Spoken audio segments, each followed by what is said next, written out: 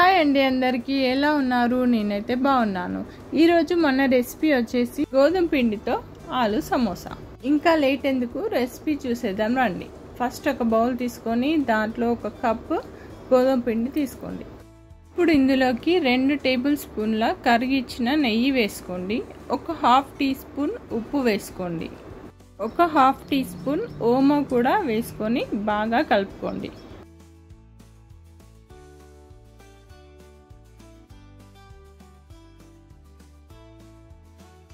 ఇప్పుడు ఈ పిండిని బాగా కలుపుకోండి.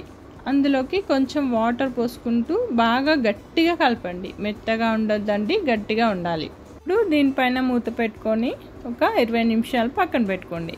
ఇప్పుడు మనం ఆలు ఫ్రై చేద్దాం. స్టవ్ వెలిగించుకొని గిన్నె పెట్టుకొని దాంట్లో ఒక 2 టేబుల్ స్పూన్ల నూనె పోసుకొని హాఫ్ టీ స్పూన్ జీలకర్ర, హాఫ్ టీ స్పూన్ ఆవాలు, 1 స్పూన్ ధనియాలు, ఒక గుప్పెడన్ని జీడిపప్పు, 2-3 పచ్చిమిర్చి సన్నగా తరిగి వేసుకోండి. ఒక చిన్న సైజు ఉల్లిగడ్డ కట్ చేసి వేసుకొని బాగా ఫ్రై చేసుకోండి. ఇప్పుడు అందులోకి 1 స్పూన్ కారం, 1 స్పూన్ ఉప్పు, ఒక హాఫ్ టీ స్పూన్ పసుపు, ఒక హాఫ్ టీ స్పూన్ ధనియాల పొడి, half teaspoon garam masala, half teaspoon మిరియాల పొడి వేసుకొని బాగా కలుపుకోండి. ఇప్పుడు ఇందులోకి 250 గ్రాముల ఆలుగడ్డ ఉడకబెట్టుకొని తొక్క తీసి స్మాష్ చేసి వేసుకోండి. తడిగా ఉండొద్దండి, ఆలుగడ్డ పొడి పొడిగా ఉండాలి. ఇందులోకి కొంచెం కొత్తిమీర కూడా వేసుకొని 1 స్పూన్ నిమ్మరసం వేసుకోండి. కలుపుకొని పక్కన పెట్టుకోండి. ఇప్పుడు మనం నానబెట్టుకున్న పిండి తీసుకొని బాల్స్గా చేసుకొని ఇప్పుడు నేను చూపిస్తున్న విధంగా చేస్తూ దాని మధ్యలో కట్ చేసుకొని ఇప్పుడు ఒకటి అరచేతిలోకి తీసుకొని దాన్ని నేను చూపిస్తున్న విధంగా ఇలా ఫోల్డ్ చేసుకోండి. ఫోల్డ్ చేసుకొని ఇలా కొస్సలకి నీళ్ళ తడి చేయండి. చేసుకొని ఇలా లాస్ట్లో కొంచెం ఒత్తండి.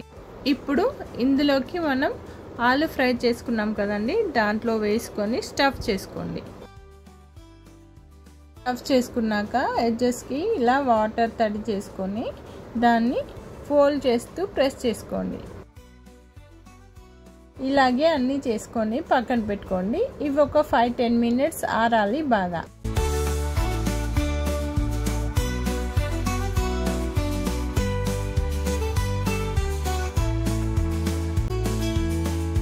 ఇప్పుడు డీప్ ఫ్రైకి సరిపడా ఆయిల్ పోసుకొని వేడయ్యాక దీంట్లో వేసుకొని గోల్డెన్ కలర్లో వచ్చే వరకు వేయించుకొని తీసేయండి.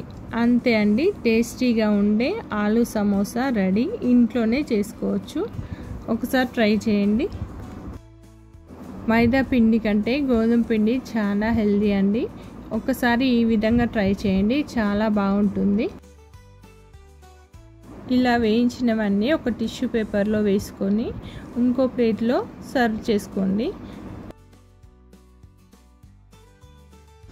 అలాగే ఇందులోకి 2 కరివేపాకు రెమ్మలు, 4 పచ్చిమిర్చీలు కూడా డీప్ ఫ్రై చేసుకొని గార్నిష్ చేసుకొని ఇందులో తినండి, చాలా బాగుంటుందండి. కొంచెం టమాటో కెచప్ కూడా వేసుకొని తినండి. అచ్చం స్వీట్ షాపుల్లో లాగా చాలా టేస్టీగా ఉంటుందండి. కొత్తగా మన ఛానల్ ఎవరైనా చూస్తున్నట్టయితే లైక్ చేయండి, సబ్స్క్రైబ్ చేసుకోండి ప్లీజ్.